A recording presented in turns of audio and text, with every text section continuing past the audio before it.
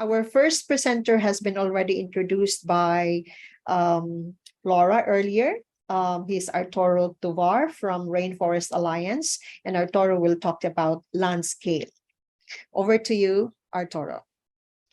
Thank you very much, Delia. Really happy to be here with all of you. So I will try to summarize as much as possible in 10 minutes what's the general objective of Landscale. Please, could you help me with the next slide? We'll jump right into it.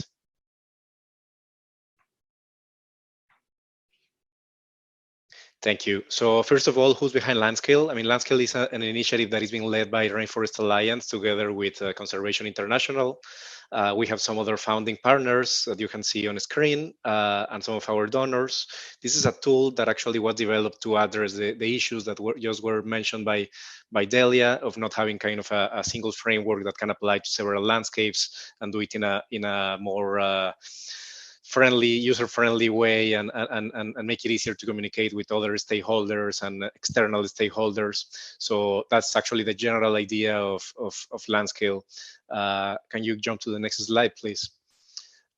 We developed the tool in 3 years. I mean, there was 3 years of piloting with the different partners. So here you can see the actual landscapes where we are working at the moment, which is over 30 landscapes in 19 countries at the moment.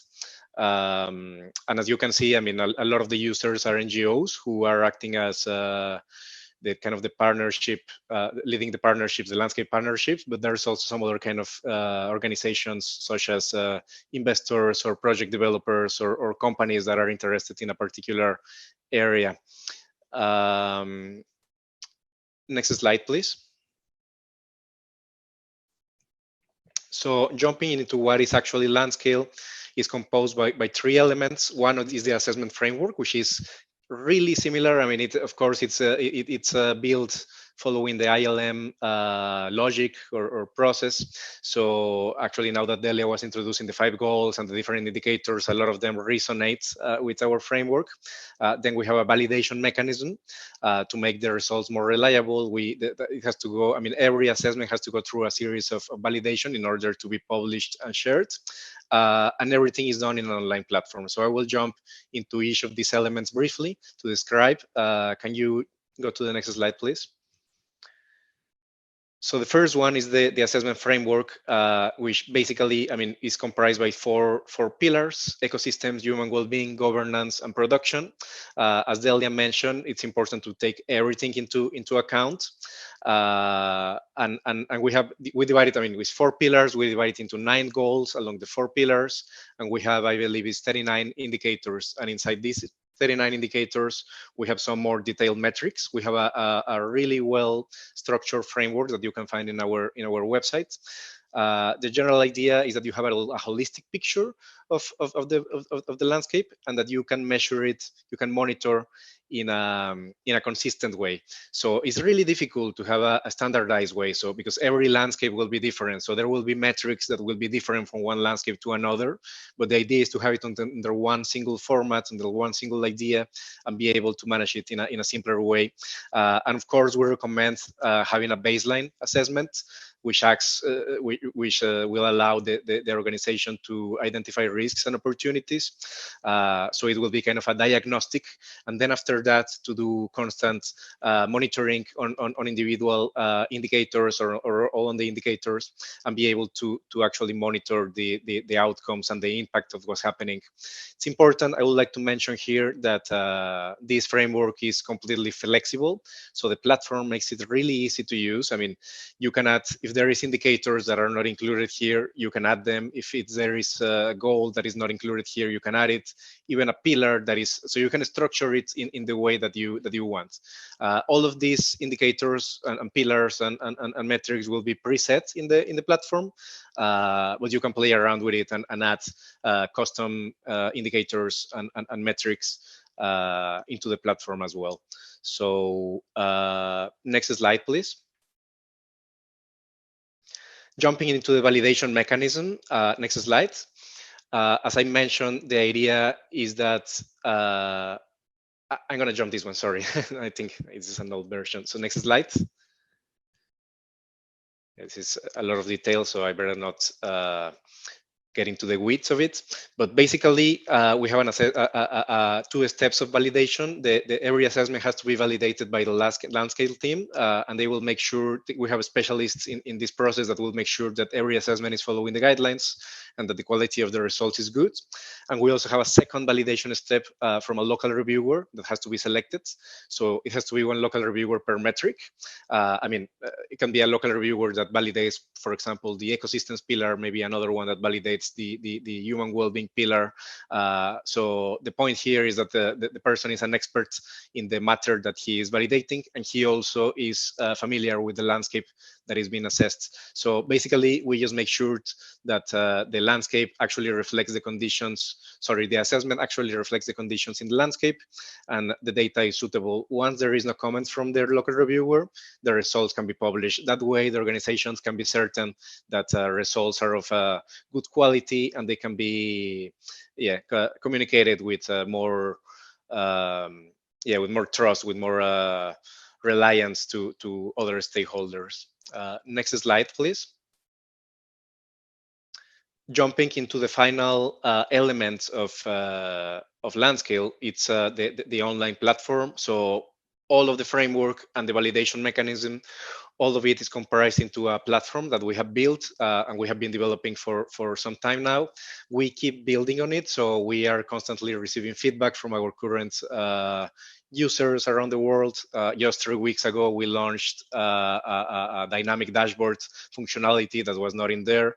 Of course, there is a tool that is really useful to build the final report once you have everything, all the indicators set there. And you can also showcase the results to different organizations in the platform. So please, next slide, please. Yeah, this one has some animation, so you can go all the way. So first of all, there is a workflow that is followed during the process. This is a logical step-by-step workflow, so the teams can get in there and complete all the tasks that are done by step. Basically, it's about selecting an assessment team, selecting the boundary, selecting what indicators will be relevant for the assessment, then getting the data and the results and publishing. And then, of course, there is this project and task management tools, because you will be able to assign different team members to different tasks. So it's easier to follow up in the team. And we have a help center with nice stuff such as the guidelines, some video library with instructions. We also have a really nice data resources library. I have to mention that we are data set agnostic, data source agnostic, but we do provide a series of recommendations of what kind of data to use. Next slide, please.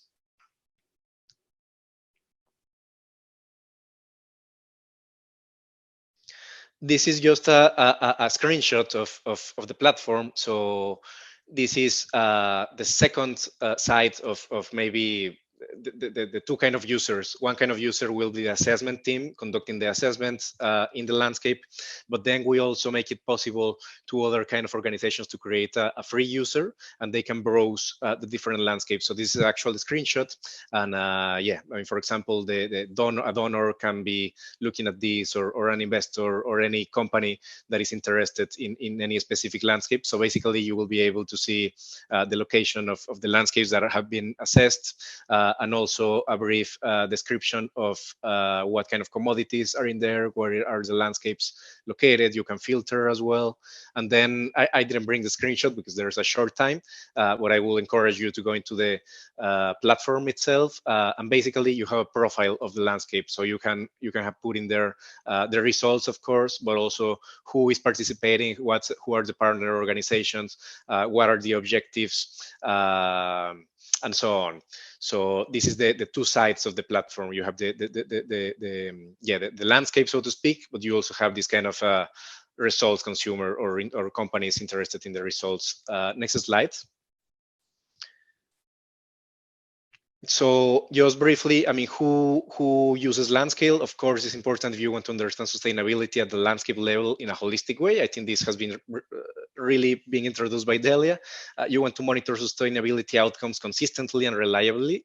I think consistency is a key word, maybe not standardized because every landscape will be different, as I mentioned, but at least you can do it in a consistent way and in a reliable way. You have access to local knowledge and landscape stakeholders. We encourage the ILM process to be followed. So we encourage people to really engage with the local stakeholders in order to know what indicators would we measured and also communicate with them afterwards. And then it's important that the organization conducting this assessment can invest human resources in conducting the assessment. I mean, this takes time, it takes money, so it's important to take it into account and to put it in the budget to do it. Yeah, we recommend that the landscape is not so big and not so small to capture like really relevant indicators and data. And yeah, I'm gonna jump just to the next slide to wrap up because I think I'm running out of time. Next slide, please. I think there. Oh, I think. Oh, sorry. I think I missed one of the slides with some of the projects, but it's okay. No, I will just close with the next one.